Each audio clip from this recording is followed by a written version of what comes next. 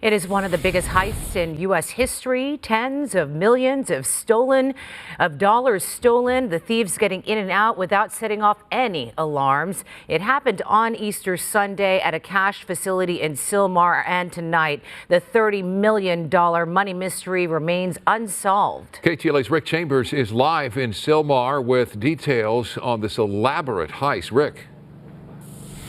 Yeah, Micah, I don't think most people are aware, I know I certainly wasn't, that money storage facilities even existed outside of a bank or the Federal Reserve. So I certainly didn't know that that building behind me here in Sylmar is one of them. But somehow the burglars knew all of that and apparently knew it for some time before they broke in unnoticed and made off with the cash. It's a nondescript building that sits along the railroad tracks here in Sylmar. The Garda World complex, an armored truck facility where money collected from regional businesses is stored. Easter Sunday night, though, it was robbed.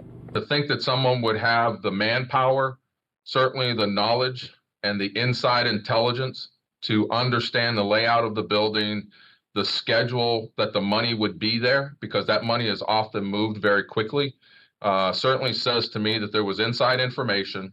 It was likely a sophisticated, well-seasoned team of thieves, able to avoid security guards and bypass the alarms, then penetrate the vault and haul away an enormous stack of cash.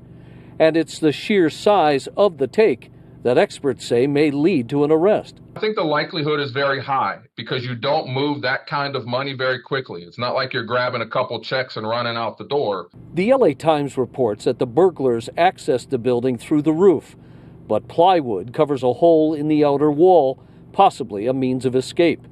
Investigators tonight are questioning employees and reviewing surveillance tape. They will try to determine who had access to the facility, who was aware of the schedule, that knew the money would be in the facility and how long it would be, the security around the facility and how much time they would have to be able to gain access and be able to move that large amount of money.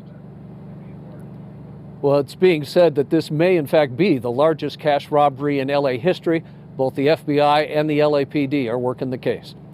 In Sylmar, I'm Rick Chambers. Guys, I'll throw it back to you in Hollywood. Rick, thank you.